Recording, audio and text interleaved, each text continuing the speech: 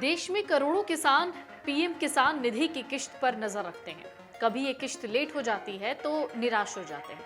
लेकिन क्या आप जानते हैं कि पीएम किसान योजना के अलावा भी बहुत सारी ऐसी योजनाएं हैं जिसका आप लाभ उठा सकते हैं।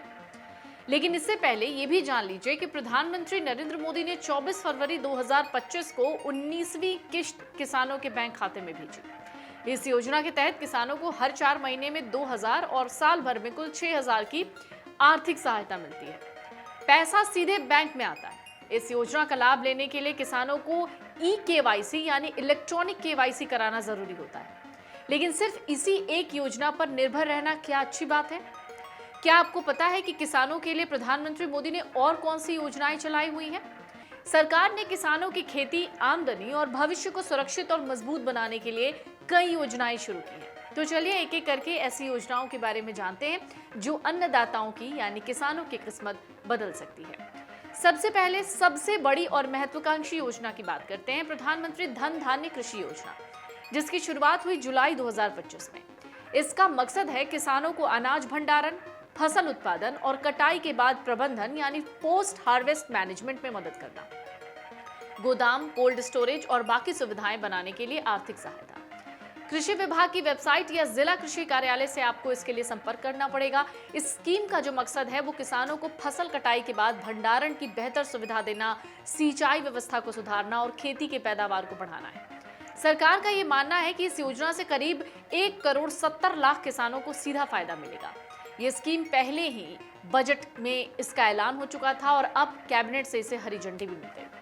एक और योजना है प्रधानमंत्री फसल बीमा योजना, जिसे शॉर्ट में अगर आप जानेंगे तो यह है PMFBY। प्रधानमंत्री फसल बीमा योजना किसानों को प्राकृतिक आपदाओं यानी नेचुरल डिजास्टर से होने वाली फसल नुकसान की भरपाई करती है।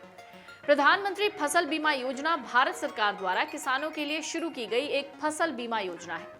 इसका मकसद है प्राकृतिक आपदाओं जैसे नेचुरल डिजास्टर, कीटों और बीमारियों के कारण फसल क्षति से पीड़ित किसानों को वित्तीय सहायता देना।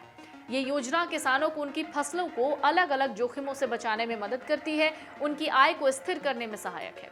इसका रजिस्ट्रेशन नजदीकी CHC सेंटर, बैंक शाखा या योजना की आधिकारिक वेबसाइट से कर सकते हैं।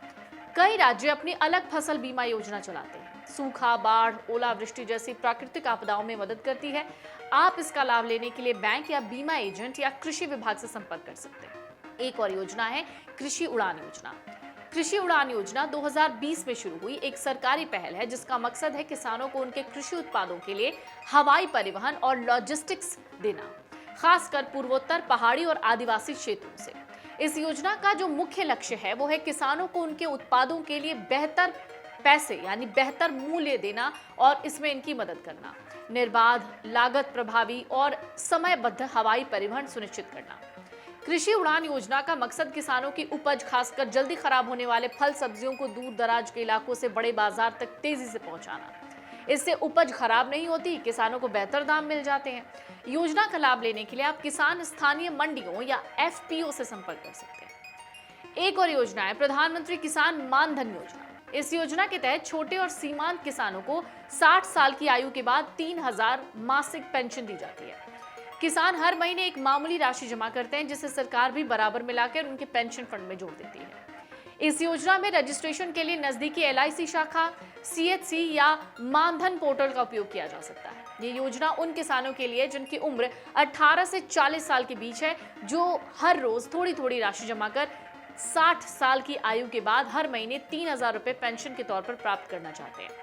योजना के तहत 18 से 40 साल तक की वो किसान पात्र हैं जो छोटे या सीमांत श्रेणी में आते हैं, यानी जिनके पास 2 हेक्टेयर या उससे कम कृषि भूमि है।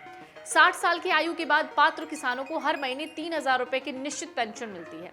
इसके लिए उन्हें 20 से 42 साल तक यानी जितने कम उम्र में योजना से जुड़ेंगे उतना कम अंशदान देना होगा। योगदान राशि उम्र के अनुसार 55 से 200 रुपए तक की मंथली तय की गई है। इन योजनाओं का पूरा फायदा आपको तभी मिलेगा जब किसान समय पर रजिस्ट्रेशन और जरूरी दस्तावेज पूरे कर लें। साथ ही ई-केवाईसी और बैंक खाते को आधार से लिंक कराना भी बहुत जरूरी होता है। अगर आप ये वीडियो YouTube पर देख रहे हैं तो हमारे चैनल को सब्सक्राइब कर बेल आइकन दबाएं और Facebook पर देख रहे हैं तो हमारे पेज को लाइक करें।